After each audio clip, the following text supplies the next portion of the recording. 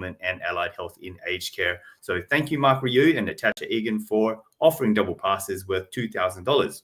If you want to purchase tickets ahead of time, head to www.positiveagingsummit.com.au to book your tickets now. And if you do purchase tickets but happen to win the double pass, Mark will refund you your purchase.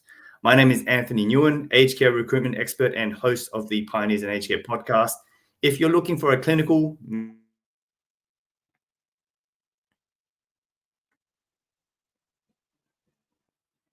spot on my podcast. Next, we have Robert Covino, founder of CEO and Mirus Australia, a leading voice in aged care innovation and data-driven transformation. He led the creation of technologies like Mirus Metrics, Care Minute Manager, and now Mirus Plus, an AI-powered platform uniting software and data to streamline everything from admissions to compliance. And rounding out our hosting crew is Owen Matheson, strategic connector and founder of Mission Critical Group. He works with owners, boards, and executives with a knack for connecting the right people, opportunities, and capital to unlock growth and drive innovation. A natural MC, Owen will be guiding our conversations, keeping things insightful and full of energy. Our special guest for today is the CEO of ARIA, also known as Aged Care Research and Industry Innovation Australia.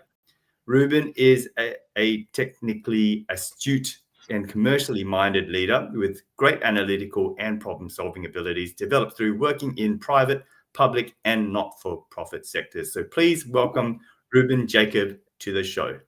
We're raising the roof for Ruben. Cue sound effect. Thank you for the kind intro, Anthony, Robert and Owen. Lovely to be here and look forward to the next hour. Likewise. Oh, great to have you on. Thank you. We're going to go on a fantastic adventure together, Ruben. And we love what you're doing at ARIA. For those who don't know, what is ARIA all about? Sure. ARIA came about as a result of two policy decisions, one of which being the Royal Commission. So ARIA's mission is to improve aged care workforce capability through the use of best practice and evidence, through the use of innovation, and through the use of technology, and thereby improving holistic care quality for older Australians. So our primary lens is the workforce and providers, the secondary lens, and the most important lens, obviously, are our older Australians. So that's how we view the world. Absolutely. How do we do all of that? Through a number of different programs. Yes. Right. And you've got an amazing a group of programs there. Talk us through the different stakeholders and the sort of programs you're working on. Will do. So ARIA's founder is Professor Sue Gordon. She worked with Camilla Sergi a while ago and essentially co-designed what ARIA should look like. So right from the beginning, this was developed with the sector and for the sector. So what the sector said they wanted is basically ARIA. So how do we then so what did the sector tell us and what are we doing? So the sector wanted access to best practice information and evidence-based information, but an easy to grab lay language. So no p-values and none of that jargon, but simple to use evidence. So what we did is we have a team of researchers that synthesize evidence from research and grey literature and put that out in Year 10 language. We don't just provide facts. Fantastic. Indeed. We also provide what one could do to implement that in your own home if you're caring for your loved one, or in an aged care provider landscape if you're looking at a more holistic system level. So that's what that problem was, and that's our solution to that. Now, having evidence is great, but how would you implement it without having capability? Great question, Ruben. You beat me to it. Wonderful. So again, when Sue then explored that back at the co-development phase, the sector said that they wanted access to capability development programs, and that's our change management, innovation, and leadership programs that we have that address that gap. Um, Well, you have capability, you have evidence. How do you then put it into practice? So that's where our virtual incubator comes into play. So Mm. anything from ideas through to minimum viable products at the other end. What we do is making sure that anyone who comes to us has the best chance of success. We define Awesome. success as failing fast or succeeding. Yes. And we Love that. make sure that an HK provider and an older Australian are involved in that development of that project so that it's got the best chance of success. So that's sort of the continuum. Yes. How do you fund projects? Well, That's a great that's question where our again, grants come Ruben. to in. So we funded projects. So to date, we've funded about 72 projects to test something in an HK Brilliant. setting. Yeah. So if you look at it end to end, we're starting at a more macro level cutting through to individual projects at the micro level. That still then, once they work or don't work, that could be shared back to the macro level. So that's sort of how we work. Oh, that's So you bring an amazing body of knowledge together. And in terms of setting the projects up to win and leveraging, standing on the shoulders of those who have gone before, what's the sort of the industry input opportunity there? So have you got, people who have built businesses before or existing what's the sort of combination of the Brains Trust? Sure. We have a couple of groups that we tap into. One's called our Yeah. sector reference group, and the other ones are basically a subject matter expert group. Yes. So to give you a flavor, we have older Australians in it. We have Right. CIOs of various aged care organizations. We've got serial entrepreneurs and founders. We've got all sorts of different aged care executives and other peak bodies represented in that group. So depending Yes. on whatever we're working on, we pull in the right expertise that's needed so that that project has the best chance of succeeding. We also have access to a team of researchers both internally and across the country that we also pull in if needed. Wow.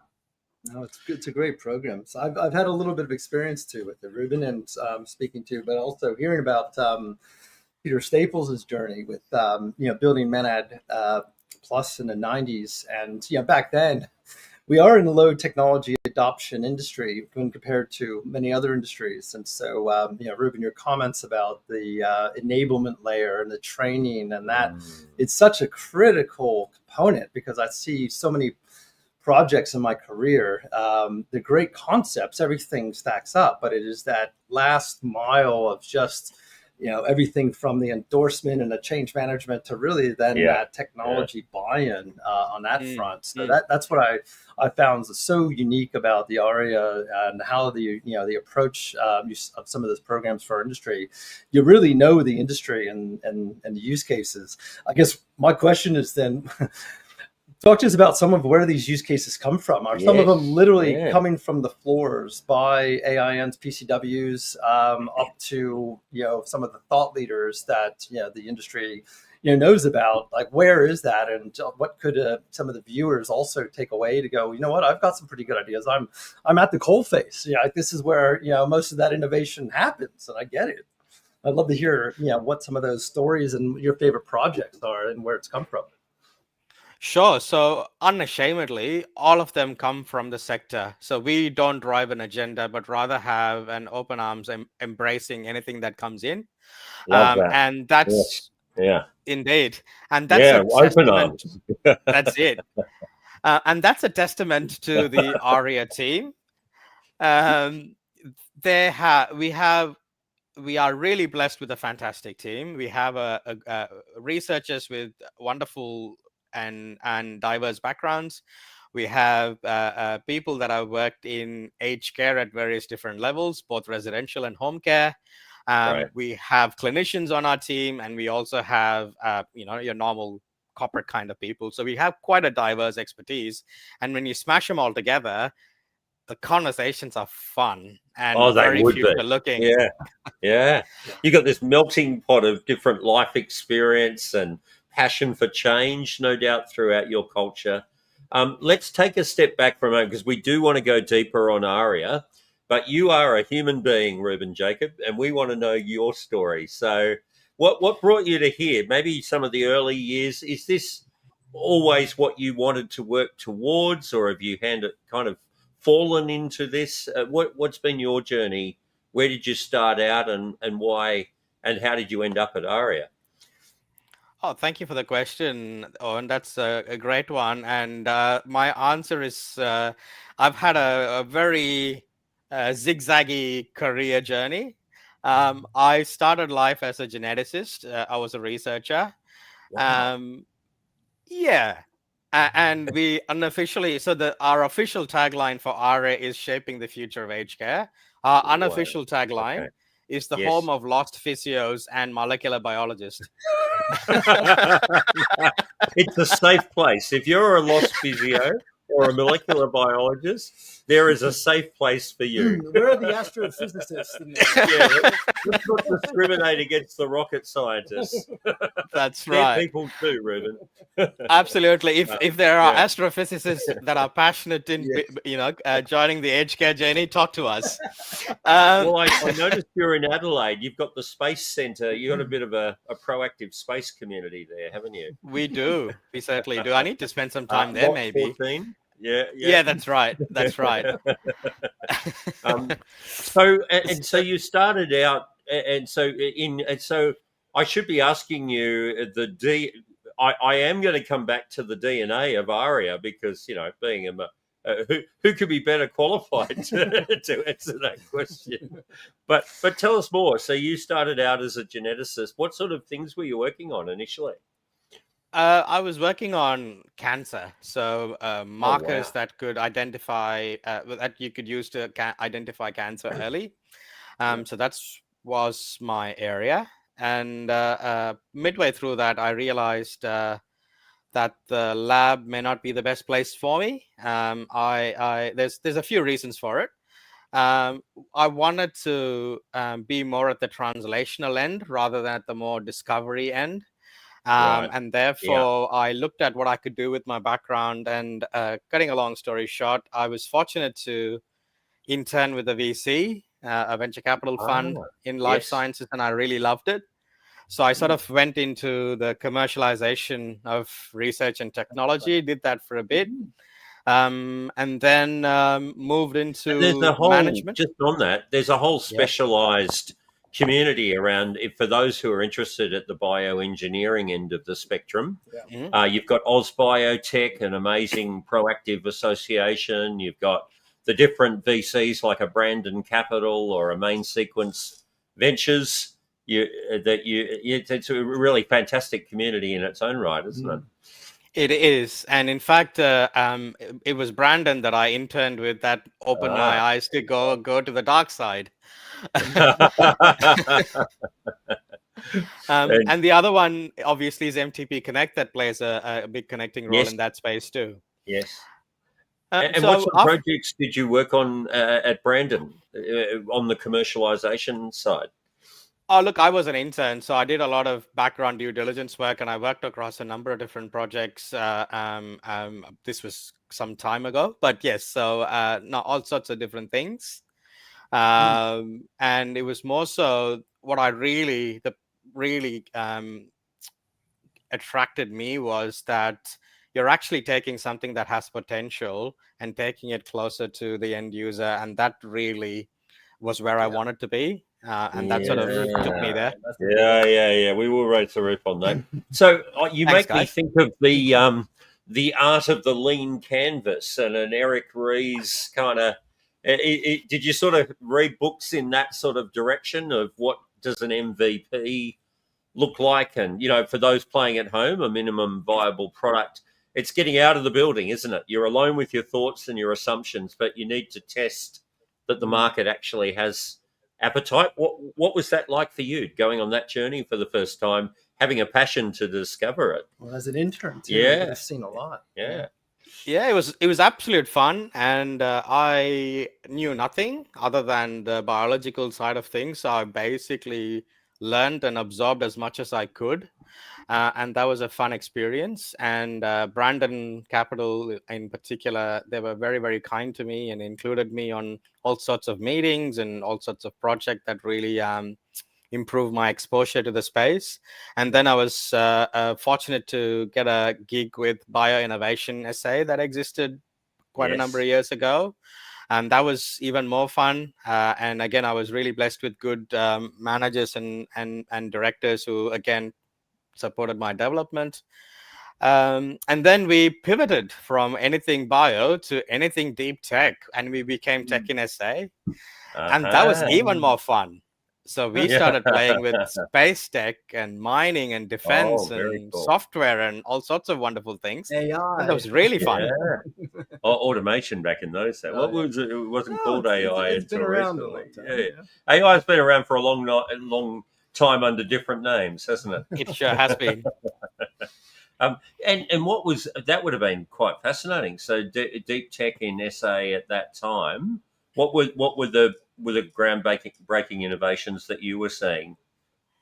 Look, some of the companies that are still going strong. Myriota is one that's still growing here. FleetSpace is another one. FleetSpace is amazing. You should explain that's really going somewhere. Amazing female entrepreneur, Flaviola, and then the microsatellite. Yeah, Flavia. Yes. Sorry, yeah. That's the one. Yep. Yeah. And then in the med space, there's Ferranova, Carina Biotech, just to name a few, and that are still going strong, and a whole bunch of other things that I had the opportunity to work with. And by that stage, you weren't an intern anymore. So what sort of role were you playing at that level? Oh, look, it was a state government agency. So what was my title? I think I was Industry Development Officer, I think my title was. So I got to play with all sorts of different things. Fantastic.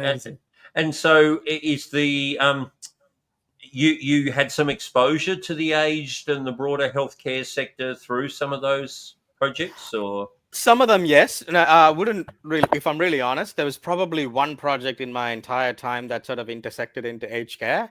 And up until that stage, aged care largely wasn't on my radar, other than from a personal networks perspective, that people who were aging. And then even my next step was with a company in clinical trials, where I was at a management level. And again, there we intersected with a couple of aged care providers who did their own research internally, but then came to the organization I was with called Bellbury for human research ethics reviews.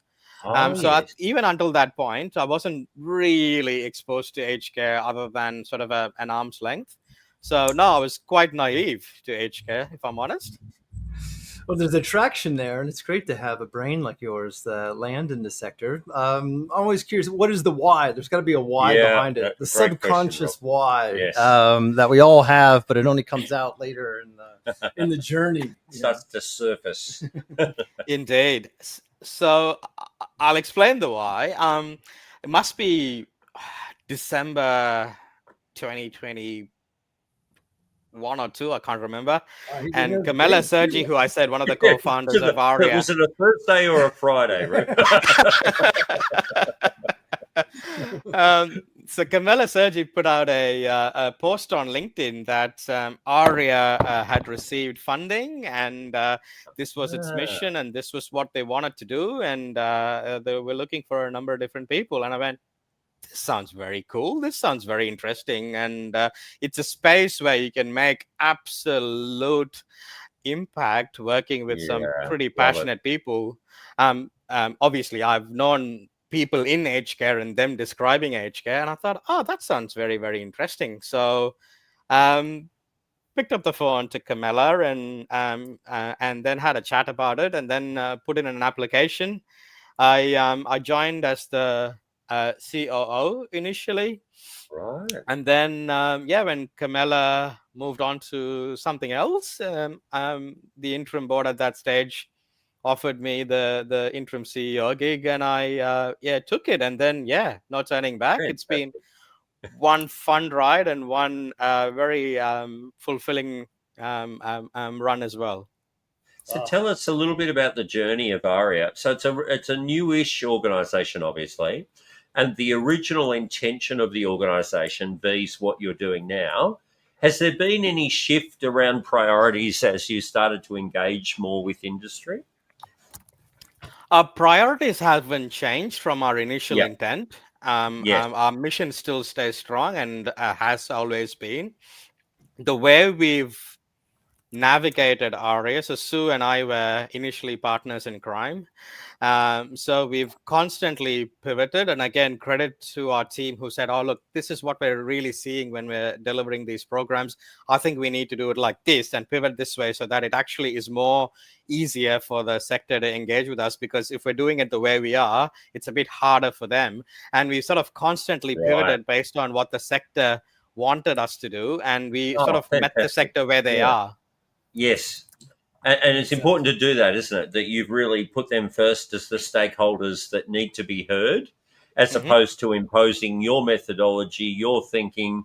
You know, you've got a smart group of people, but what I'm hearing there is passion is outweighing the smartness, the collective intellectual priorities. It's more heart-driven by the sound, or more impact-driven. Absolutely.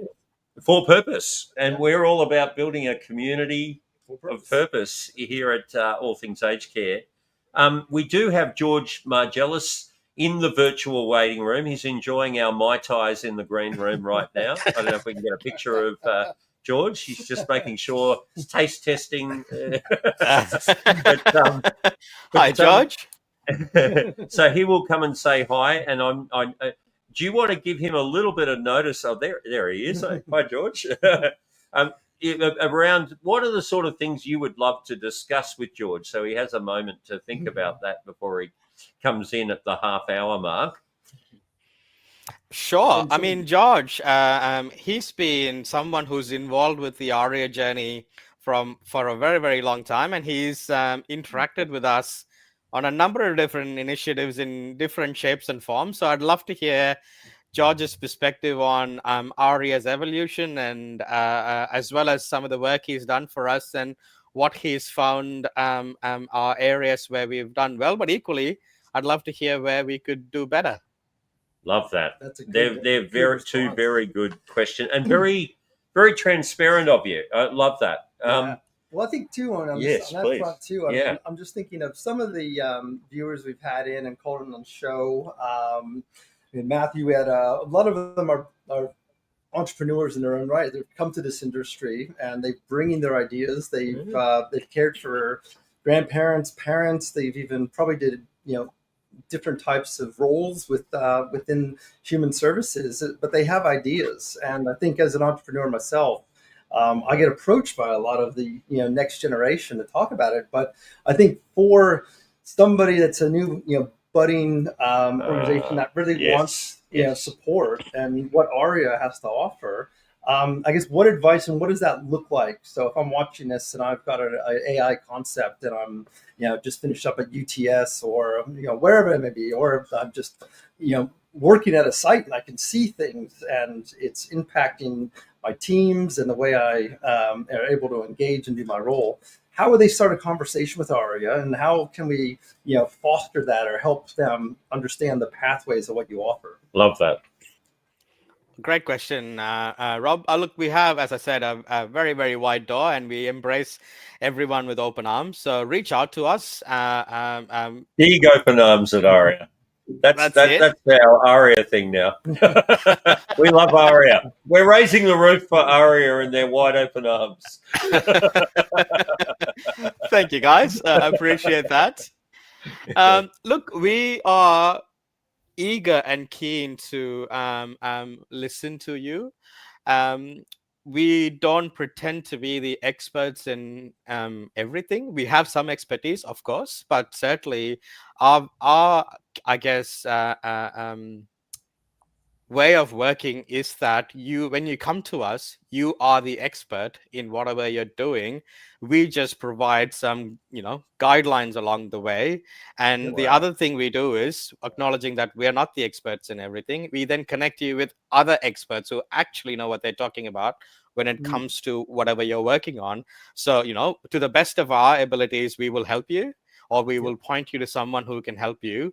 Why you should come to us? Well, most of our programs are either completely subsidized by the Commonwealth or partly subsidized, and in which case we basically offer it at cost for us. So basically it's a cost recovery model that we work on. So for us, and we are a charity by setup. So it's not about the money for us, but rather making the difference and making sure that the ecosystem grows so that the rising tide pulls everyone up. And Ruben, can you give a shout out to a few key people at ARIA? Yes, because I have great interviewed Dr. Rebecca Bilton, and there's I forgot the name of the lady that I've met as well. But one thing I've noticed about the people at ARIA, you're all passionate about what you do. Everyone I've met is flying the flag for aged care and innovation in the industry. But I do want to give a chance so that we can reach out to them and say hello as well. Who else should we introduce ourselves to at ARIA?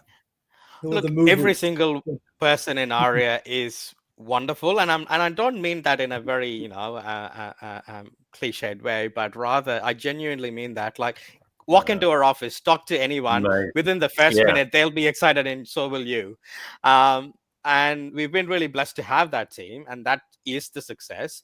But if you are to reach out to us I guess to discuss anything, obviously Beck Bilton is our program and research director.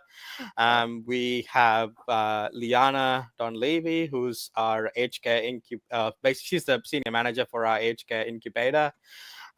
We have Holly Sparrow, who's senior manager for strategic projects. And we also then have very, very recent, in fact, week 1 is our senior manager for sector engagement is David Sykes, who's recently joined us from Dementia Australia. Raising the roof for all 4. Yes, we are definitely raising the roof for Beck, Liana, Holly, and David. Good work out there. Indeed. That's great memory. Open wide for the industry. We love that. Indeed. Ooh, I should also point out some more wonderful please. people. Tara Lloyd, she manages all of our education offerings. There is Stephanie Champion. She is a research fellow, but also a resident cult leader. Right. So anyone who goes through our program, sorry. I said I'll come to you when we do the open. Yeah, I love it. Look, she is fantastic in that she genuinely looks after anyone that goes through our programs, and she goes out and supports everyone beyond what she can, in fact, which is fantastic offer. And look, I'm sure I've missed others that do go above and beyond, but Joe Chan is another who's part of Liana's team that again is a very passionate person. And there are others across the teams who are always out there connecting with people and wanting to make a difference. Another very recent hire I would add is Becca Hardy, who's leading our knowledge and implementation hub. She's come to us from you may have met her at the Aging Australia conference. She's come to us from Uniting in New South Wales. Oh, great. Brilliant. Welcome back. So the Knowledge and Innovation Hub, we hadn't heard that terminology. Yeah, that's a new thing. Yeah, let's dive into that for a moment before George joins the room. What is the Knowledge and Innovation Hub? What are you doing and there? how do we get involved? Absolutely. Or how does one get involved as well? Yeah. So it's a repository that sits on our website. Going back to our conversation where I said we put out evidence-based best practice information, that's the hub. So every year we go to the sector and ask, what do you want us to work on for this year? And they give us topics for us to work on. And that then is where our team then focus their work on for the year. We track obviously who uses it, and then we use social media to publicize it. But we not only it is not only utilized by people in Australia, but also from across the world. which is a fantastic outcome for us. And we are very, very proud in the fact that we don't know everything. But we have a lot to learn from our counterparts across the world. For example, we have extensive relationships into Asia Pacific and Europe and North America. Fantastic. But if I Wow. use Asia as an example, technology and technology adoption is just a different ball game over there, and we have a lot to learn about how they've done that, whereas we've done other things well, such as our policies and the way we Yes. do things here, which we obviously share with them. Wow. I like that symbiotic nature. You want to give a shout out to any of those proactive Asian organizations or models that you've seen? I'm seeing a lot of stage tours and other tours up to Asia to experience that firsthand. So in terms of that, so that symbiotic relationship. So you're saying that speed of adoption that you're seeing is, Indeed. Look, and this is not going to come as any surprise, right? I mean, very densely populated countries. I myself Yes. come originally from India. Right. Technology is it's different. It's very pervasive. Everyone has access to technology, or most people have access to technology. The digital literacy is quite high for the most part.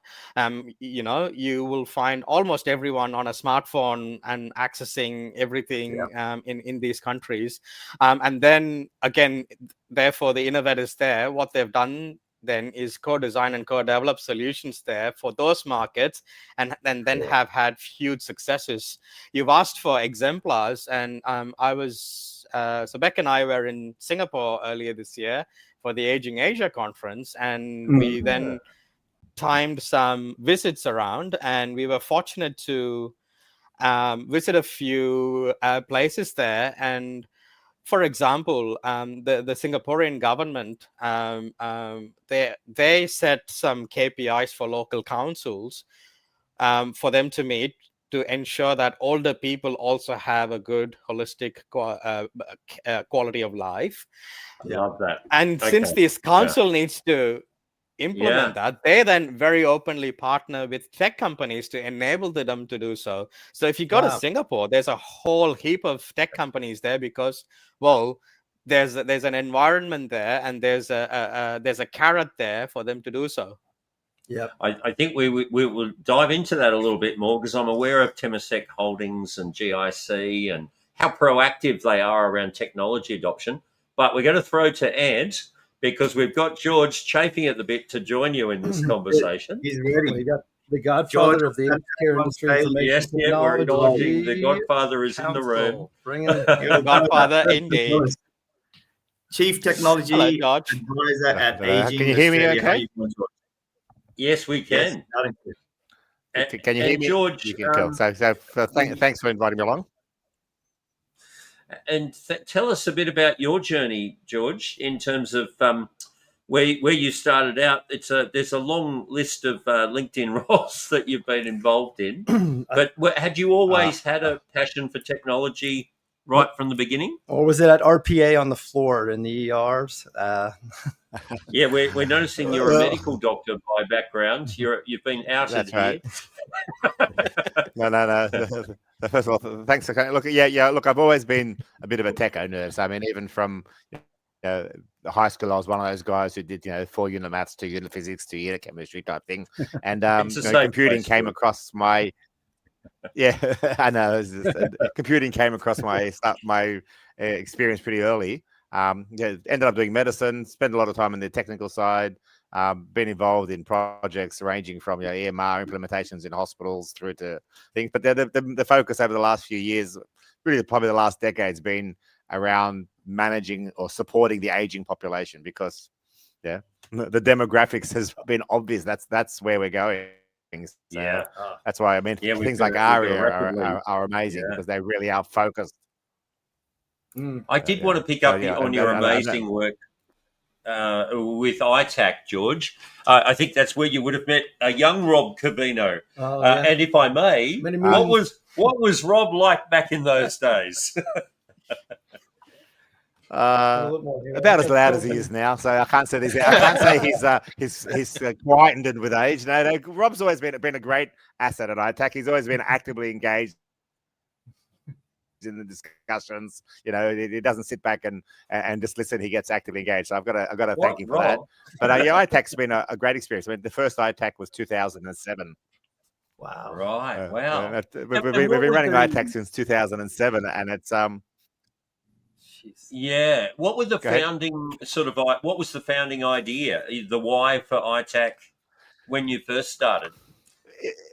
Look, it was an interesting story. Back in about 2006, the government, oh no, it was actually a bit earlier, but 2005, the government launched a roadmap for aged care. And in that roadmap, there was absolutely zero mention of technology and innovation. It was all about, Wow. funding models. So back then, the two peak bodies, AXA and LASA, basically sort of said, and literally back then there were two competing peak bodies in aged care who, were actively competing in the industry, but they realized that this was a problem. So they actually formed what was then called the Aged Care Industry Information Technology Council, a joint venture between the two organizations to look into this. And part of that was to sort of come up, and we actually came up with a technology roadmap back in 2006, and 2007 started running what started off as relatively small road shows, but evolved into conferences with 700 or 800 people over years, to highlight the fact that technology is part of the solution. It's not the be all and end all, but it is an important part of the solution. And the other side of that was innovation. I mean, that classic Einstein saying, you can't solve the problem that was caused by the way you're thinking by thinking the same way. So we've been trying to focus on innovation, how digital technology, because of the rapid rise of it is thing. And I would tend to say it's a bit of a success. We've had quite a bit of input in the area. Absolutely. And what would you say in terms of the stakeholder group? How's that changed over the years? Because obviously ITAC was reaching quite wide, but what did you see in terms of the people that engaged and benefited most? There's a lot more vendors these days, I'll tell you that. Yeah, look, I mean, well, initially it was really a meeting of the tech people in aged care. So it was very tech focused, but that's now extended. And we now have directors of nursing, CEOs, CFOs, COOs. We have a sort of much broader church of people attending the event. And we've had much broader discussions than just what's the best tech for solution A, B, or C. But as you pointed out, Rob, the other thing we've seen is an explosion in vendors in the space. The first conference we actually ran a road show back in Adelaide in 2006. We had like six vendors in the room. To the defense, there's people like Lee Care were there in 2006 and are still there. So there's some longevity in the space. That's was Autumn Care. But yeah, we've seen an explosion. Was Manad in the room, George? Sorry? Was Manad in the room, our Peter Staples and the team? Look, from memory, they were. I mean, I said it was a relatively small audience, a small group of vendors. There was only about 30 or 40 people from the group, but it's grown over the years. And yes, you saw this year at ITAC, we had a full-on trade floor, a fully packed room, and next year in Brisbane, we expect it to be even bigger and better. No. And we were quite honoured to have the opportunity to launch the merger between Mirus and Manad at ITAC. We did, didn't we? Yeah, that was a great venue as well, and that experience of the whole. I mean, you're so right. I mean, ITAC has always been to us as a vendor, really where the hard discussions and the real deep and final decision makers are in a room together and sharing and getting feedback from their other colleagues, and then having the vendors all the way up to the directors or CEOs of the vendors there as well. So it's really a testament of what you saw back in 2005 to create that. I think my first ITAC was about 2006 or 7, but so I think half of those were allied health companies too. Look, and the other thing, of course, now is that we're extending that globally. Yes. And on that front, the move now is to extend that globally. So as Ruben pointed out. Yeah. Can you? As Ruben pointed out, we were in Singapore with Ruben, and his team. Oh, fantastic. Because I do want to talk about the symbiotic relationship we can see there. But before we move on from ITAC, you want to give a few shout outs to the people who made ITAC what it was, George, over the years? People of the council and behind the council. The Wow, people that's- behind the people.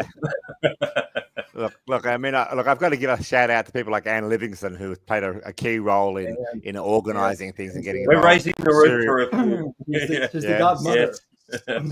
Suri Ramanathan, Rod, Rod Young, Greg Young, yeah. Mundy. There's been a whole bunch of people, Graham but it's been a very and originally it was purely led by attendees. I mean, there was no Yes. resources behind it. There was no. I mean, again, before the first conference, we had zero money in our banks, but there was a whole bunch of people. But Rod Young, Greg Mundy, Anne Livingston, Sue Ramanathan, I think were the four who sort of really got it launched in. They dragged me in kicking and screaming very early on. I was working for a technology So company. you got back then, told and, there were drinks on at a venue, and then you turned up. What's this IPAC thing? actually, not But we are only going to that, I raise the think- roof for those famous four, the founding four, Founding for the Uh, Avengers, the original. the original ITAC The ITAC council. founding empowerers, and obviously Graham Wickenden. I've seen him there a bunch of years as well. Graham played a critical role in our award ceremony. So Graham, from the beginning, was sort of chaired our awards group, and he's done a great job. And look, there was Bruce Collier was around. There was so many people that were supporting. And it's got from strength to strength. But again, it's growing, which is good. So I love that we've got Ruben and Aria as a focus for the first part of the show. And please explain the sort of symbiotic relationship, because you could see that ideas were stimulated in like an ITAC industry meets, vendor type forum. But then there's the actual journey of shaping and adopting and taking to market. Look, and the symbiosis is amazing. So Sue Gordon was Yeah. actively involved with us for many, many years. And the key thing that we were supporting was that we knew that the technology played a great role in improving healthcare in aged care, but we didn't have an evidence base, and we didn't have local examples. So there were lots of with due credit to all the vendor colleagues, they all had examples of things that worked, but they were demonstrations of their own technologies. So we really were focusing on developing an evidence base for what works and supporting local and partner industries to play a greater role. We were involved in the early discussions around ARIA very early on. Sue brought us in, and we very much focused on that symbiosis. We wanted the sector to have an evidence base for the innovations they were implementing, but also, when they did implement innovations, be able to demonstrate them in a proper way. ARIA has been a huge supporter there by providing them with the governance models, providing them with a framework, providing them with a bit of funding to get them past those barriers. Because aged care is not an industry flushed with money, so doing research is something which is isn't high on the agenda purely because of the cost issues. ARIA has been a godsend in that it's enabled so many local providers to demonstrate innovation, local vendors to take their products and refine them and fine tune them, and also show the government and the payers the benefits. So it's for us, it's been a godsend. And they did some great events in Adelaide as well. So they're I have to say it all of them are very easy to work with. There's never an agenda on the table. It's very much around helping the industry grow. Love that. And we've covered that before, but we're going to do it again. There's arms wide open at ARIA for anyone who's listening. Those arms are very wide open. Look how far Ruben's going there. Don't pull a muscle. We should have done some stretches before. But George, of your journey with ARIA, there's been a number of projects that are listed in terms of that evidence base that you're building and the body of knowledge and the catalyst for change that ARIA is. What have been a couple of the memorable or enjoyable ones that you've been involved with? Look, you catch me off guard. There's been so many, and like I said, I was involved a bit earlier this year with some of the judging for the next series of grants. Look, the key thing I've discovered with it, especially with the ARIA grants, is that they are joint projects between a software or hardware provider and an aged care provider. I think that's been the biggest thing, and just a range of provider organizations that have put their hands up for the very first time. Many of these people have never been involved in research before, and Wow. because of the fact that ARIA Brilliant. opens the road for them to do so, I think it's been that's been the biggest part. Hard to pick a favorite project. Lots of great projects, but like I said, it's really just been that removal of roadblocks, and I think that's where the ARIA's really shone. And Well, that's how they do it. Yeah, That's They remove the roadblocks. Well, and I guess that's I want to pick up just on that Yeah. as well, because with a lot of the listeners out there, and also I was adding earlier, George, just I think for people that have been out looking for capital or looking for support or a grant or even just co-contributions into something that they really believe in. I mean, you mentioned the grant process with ARIA, and it's probably for Ruben. What does that look like? How do they reach out? Is it once a year? Is it rolling? Is there a investment committee that you have to go in front of and present?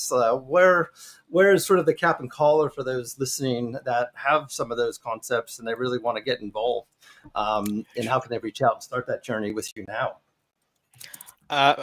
I'll take for that for sure. I'll take a step back before I come back to that, and just building on what George said earlier as well. I mean, we've talked about various different stakeholders and the symbiosis between us and everybody else, and but I also want to use this opportunity to do that for the Australian government. They were bold in actually establishing ARIA. This is not a very common thing that happens. And in fact, if you looked at government-funded organizations, there's not many that look like ARIA. So it was a bit of a bold step that they took. And I'm grateful that they did, because the impact that it's made is just phenomenal. So just wanted to credit where credit's due to the Commonwealth government as well. On that point, Ruben, are there some agitators that we should name that were really critical to the adoption and support of the government? Look, I'm sure George would know them, but there were a couple of key government bureaucrats that were responsible for shaping and setting up ARIA. So one is Ross Bauer. She's now retired, but she was the director inside the department at that stage, and she was, a big driver in setting it all up. And the other person is Eliza Strapp.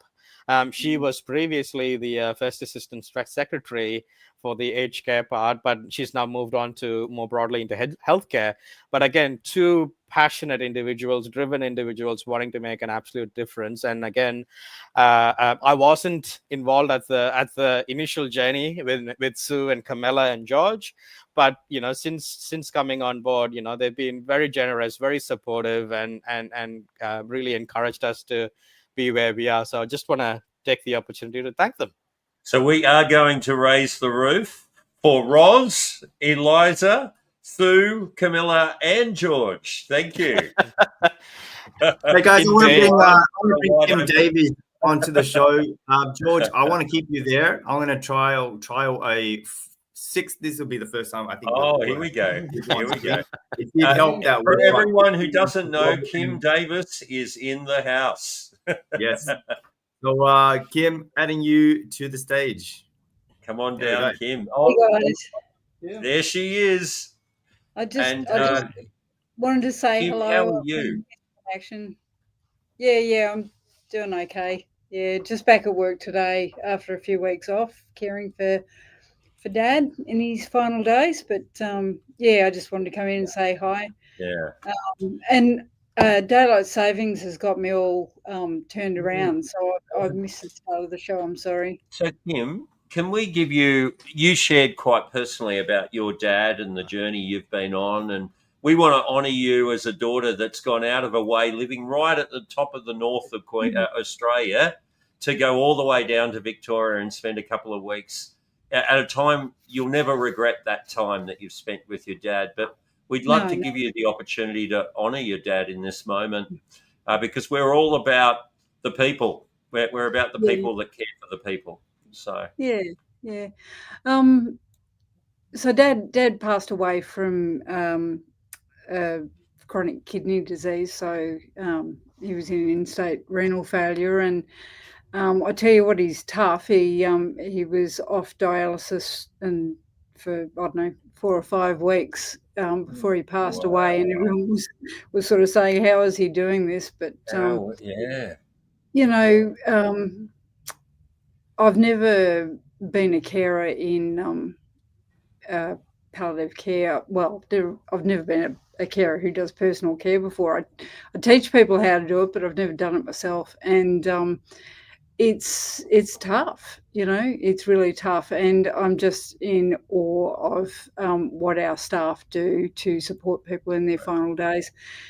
Palliative care in Victoria, big shout out to them. They were absolutely amazing. Yeah. And the district nursing service down there were terrific as well.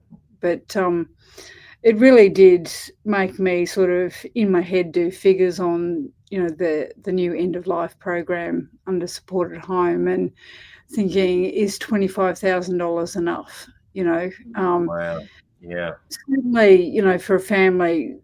So there was myself and my 2 sisters who were caring for Dad and Mum, because Mum's got a disability, and you know, we were exhausted, and the nursing teams were great, but honestly, it falls back on family. So how on earth do people with, you know, no family support or very little family support care for someone with dignity and respect, and to do all the things that we gave our dad in his last days? How do you do that unless you've got a significant amount of care? So so it sort of raised a whole lot of questions in my mind, but I was down there for my mum's ACAT assessment, finally, that she's only been waiting 10 months to get. And and they assessed her as she's been approved for a level 2 package with a 3 to 6 month wait, and level 2, and they said, oh, we can't justify a higher package because there's no cognitive impairment, but Mum's got severe mobility issues, and pretty much is completely dependent on people to shower, drive, clean, you know, everything. And she's been approved for a level 2 in 6 months' time. So so it's been a really tough period of time, but you know, I think we're making Thank you. Your story is amazing. I mean, even what you you know, supported your father with. I mean, I had the privilege of doing that with my wife's father, and you know, helping him. It's but it was at a time when Silver Chain lost their funding as well for the Peaches program, and I just felt, wow, this is a real step back, because the nurses, palliative nurses at Silver Chain were amazing to our family, and likewise we had, you know, 5 people on rotation plus a carer that was coming overnight, and I was thinking the same thing to the process of 11 days, but it was, I think, the only time for the family where they felt in control of something after, you know, a good decade of just reacting to, you know, a neurological condition that you just, all you can do is react to a phone call of a fall. And so I think it gave my wife, her sister, her mother just real closure on that event. And I think, to hear that story again, I would encourage more people to really consider the palliation and support at home as an option. I think it's been very instructive, and I'm glad that you're sharing that experience, as vulnerable as and raw as it might feel right now, Kim. And obviously, I'd love to honour your dad by name as well, and maybe just a fond memory of him and what he did for you as a family. Yeah.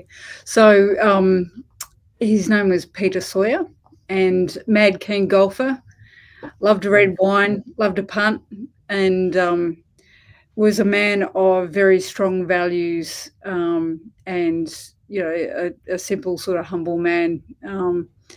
And at his funeral, we saw the legacy that he has left behind in his 6 grandchildren, who all got up to speak beautifully about, how he, their grandfather made them who they are today. So it was very beautiful for the family, and a great send off for Dad. So yeah. And funnily enough, I learned something about my dad. So apparently he was a corporate services manager back in his working day, and now I'm a corporate services manager. Oh, and I wow. knew that about him before, So that's a full circle legacy moment for you, and we do want to do a special Raise the Roof for Peter Sawyer. Yeah, I'll do that too. A great family man who's left a legacy that's carried on in his amazing daughter and grandchildren. So it's just, and no doubt your community as well. And I'm sure Rob would have loved to have had a round of golf with him. Oh, 100%. So he was playing up until 6 weeks before he passed away. So yeah. Wow. True dedication. I just caught the end of what you were talking about, just changing the subject with the ARIA page. So my team here, the executive team, we've all jumped onto the LIFT program, which has been subsidised by the government. So unfortunately, I missed the first of the sessions, which was on Wednesday, but started the paperwork. I just think it's brilliant to offer a leadership program that's targeted at aged care. So, my shout out to shout out to Aria and the LIFT program.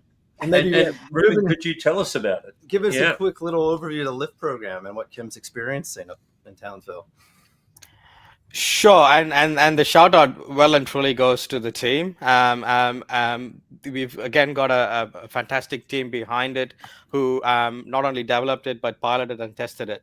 So where it's come from, so one of the providers reached out to us now, I think a couple of years ago, saying, look, we really would to work with you on developing leadership specific for aged care, but also with a focus on innovation and change on. So we then worked with them, and then we in how we work, we then, when we get opportunities like this, we sense check it with other sector providers as well as our sector reference group, for example, and they all said, oh, absolutely and absolutely. So we went ahead with it, and now it's been such a fantastic program. In fact, we've now thank you for the kind words, Kim, and that's due to the team. But we've now do that in multiple formats. So for anyone that's hearing, we provide online only. We provide a face-to-face targeted program for organizations as well at the other end of the spectrum. So again, going back to what I said earlier, we want to remove barriers as much as we can so that people can access programs that we run, and we want to make sure that our programs are actually useful and are used. So if you have any feedback, Kim and your team, please let us know, and we want to continually keep evolving it. And I would love your feedback and how you found it as well in terms of the content and experience. Yeah. I think the next one's in 2 weeks. So yeah. Well, guys, I think we're coming up to the end of the show. So would like to thank Kim, friendly face of the show, coming on all the time. Ruben, thank you so much. And George Magellis, I'm sure we're going to have you back on for your own special episode. So one of these. Absolutely. Yes. See you guys next time. Until next time.